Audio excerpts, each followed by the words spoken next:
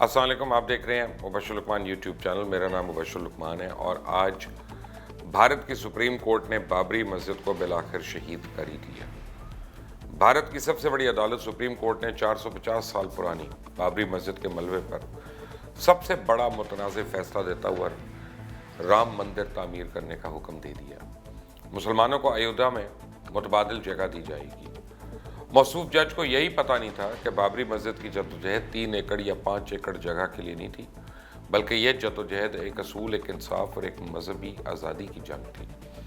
اور اس فیصلے نے یہ ثابت کر دیا کہ ہندوستان ایک ہندو اسٹیٹ ہے اور مودی کی سربراہی میں یہ انتہا پسندی بلندی کو چھو رہا ہے۔ آپ اندازہ لگا لیں کہ بابری مسجد پہ ہندوؤں کے قبضے کا فیصلہ محفوظ کر کے اس دن سنانے کا فیصلہ کیا جس دن پاکستان اقلیتوں کے حقوق اور امن و امان کے لیے کرتارپور کی سرحدوں کی رکاوٹ ختم کرنے جا رہا تھا۔ آج ہم قائد اعظم محمد علی جناح کا جتنا بھی شکریہ ادا کریں وہ کم ہے، جنہوں نے ہمیں ایک آزاد ملک دیا۔ آج تاریخ نے ثابت کر دیا کہ 100 سال پہلے 2 قومی نظریے کی بنیاد بالکل ٹھیک ڈالی گئی تھی، اور اسی طرح کے فیصلے کے بعد ہندوستان کے مسلمانوں کو بھی اسی طرز پہ سوچنے کی ضرورت ہے جس میں وہ ایک آزاد ملک کے لیے سیاسی جدوجہد کا اب آغاز کریں، جہاں انہیں مذہبی آزادی ہو، کیونکہ ہندو کبھی بھی انہیں نہ تو اپنے برابر سمجھیں گے اور نہ ہی مذہبی آزادی دیں گے۔ چیف جسٹس رنجن گوگئی کی سربراہی میں 5 رکنی بینچ نے 40 روزہ سماعت کے بعد 16 اکتوبر کو فیصلہ محفوظ کر لیا تھا۔ بھارتی سپریم کورٹ نے اپنے فیصلے میں کہا کہ بابری مسجد خالی زمین پر تعمیر نہیں کی گئی۔ مسجد کے نیچے غیر اسلامی عمارتی ڈھانچہ موجود تھا۔ واضح نہیں کہ مندر کو منہدم کیا گیا تھا۔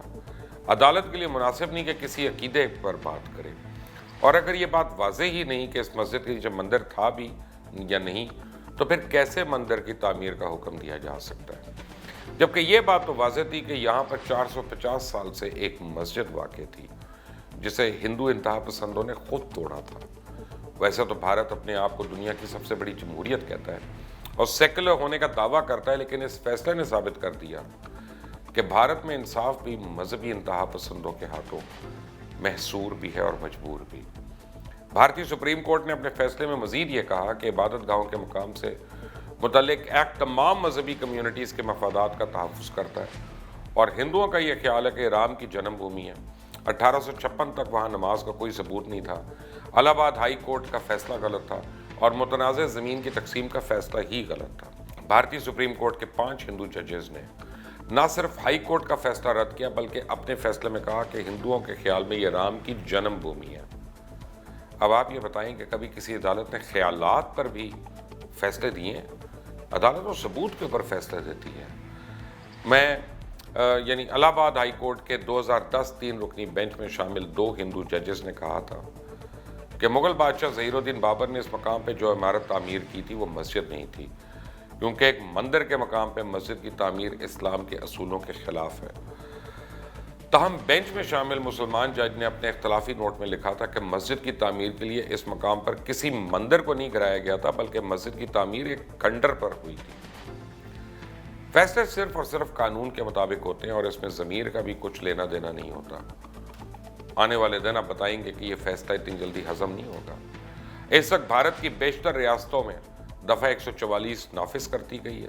سوموار تک اتر پردیش، کرناٹک، جموں سمیت متعدد ریاستوں میں سکولز اور کالجز بند کر دیے گئے، جبکہ مذہبی مقامات کی سیکیورٹی کو سخت کر دیا گیا ہے۔ دہلی پولیس نے 5 ججز کی رہائش گاہوں کے باہر سیکیورٹی سخت کر دی ہے، جبکہ متعلقہ حکام کو حساس علاقوں میں اضافی نفری تعینات کرنے کے بھی احکامات جاری کر دیے گئے ہیں۔ محکمہ داخلہ اور پولیس حکام کے مطابق ایودھیا میں 5000 سے زائد پولیس اور پیراملٹری فورس کے اہلکار تعینات کر دیے گئے ہیں، اور فیصلے سے قبل ہی ہزاروں ہندو سادھو اور عقیدت مند ایودھیا پہنچ گئے۔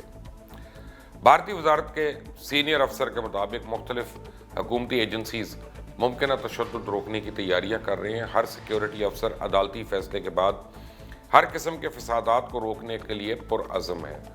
ضرورت پڑنے پر مختلف سکولز میں عارضی جیلیں قائم کی جا سکتی ہیں، جن کی ریاستی حکومتیں نشاندہی بھی کر چکی ہیں۔ ایودھیا شہر سے 500 سے زائد افراد گرفتار کر لیے گئے ہیں۔ زیادہ تر گرفتاریاں شبے میں، جبکہ 70 افراد کی اشتعال انگیز سوشل میڈیا پوسٹ شیئر کرنے پہ گرفتار کیا گیا۔ انہوں نے کہا ہے کہ ضرورت پڑنے پہ علاقے میں انٹرنیٹ سروس بند کی جا سکتی ہے۔ ایودھیا کی تاریخی بابری مسجد پر ہندو اور مسلمان کے درمیان تنازع کو ایک صدی سے زیادہ کا عرصہ ہو چکا ہے، اور ہندوؤں کا دعویٰ ہے کہ یہ زمین ان کے بھگوان رام کی جائے پیدائش ہے، اور یہاں پہ بابری مسجد کی تعمیر ایک مسلمان نے 16ویں صدی میں ایک مندر کو گرا کر کی تھی۔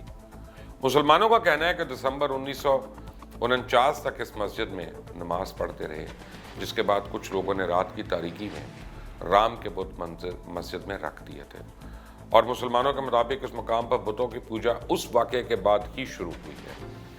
اس کے بعد 40 سال سے کئی مسلمان اور ہندو تنظیمیں اس زمین پر اختیار اور عبادت کے حق کے لیے عدالتوں کا رخ کرتی رہیں، لیکن اس تنازع میں شدت 1992 میں اس وقت آئی جب ہندو انتہا پسندوں نے مسجد کو شہید کر دیا، اور اس واقعے کے بعد ملک بھر میں ہونے والے مذہبی ہنگاموں میں کم و بیش 2000 افراد بھی ہلاک ہو گئے۔ بھارتیہ جنتا پارٹی کے کچھ رہنما اور اس کی حامی تنظیموں کے کارکنوں نے مبینہ طور پہ تقریباً 1.5 لاکھ رضاکاروں کے ہمراہ اس مقام پر چڑھائی کر دی، اور وہ کئی گھنٹے تک ہتھوڑوں اور کدالوں کی مسجد کی عمارت کو شہید کرتے رہے۔ بابری مسجد کے واقعے کی تفتیش کے لیے ایک کمیشن قائم کیا گیا، جس میں بی جے پی اور وشو ہندو پرساد کے کئی رہنماؤں سمیت 68 افراد کو اس کا ذمہ دار ٹھہرایا گیا، اور اس کیس کی سماعت ابھی تک جاری اور شاید جاری ہی رہے گی اور ختم نہیں ہوگی۔ آج بھی ہندوستان پر بی جے پی کی حکومت ہے، اور بی جے پی جس طرح سے مودی کی سربراہی میں مسلمانوں کو جموں کشمیر سمیت پورے ہندوستان میں دیوار سے لگا رہے ہیں، اس کا خمیازہ ہندوستان کی ریاست کو بھگتنا پڑے گا، اور مودی کے ان اقدامات نے بھارت کی تقسیم کے عمل کو اور تیز کر دیا۔ اس وقت نہرو کا سیکولر بھارت، جو کبھی بھی سیکولر نہیں تھا، اس وقت بہت بڑی تیزی سے انتہا پسند ہندو اسٹیٹ کا سفر طے کرتے ہوئے فاشسٹ اسٹیٹ میں تبدیل ہو چکا ہے۔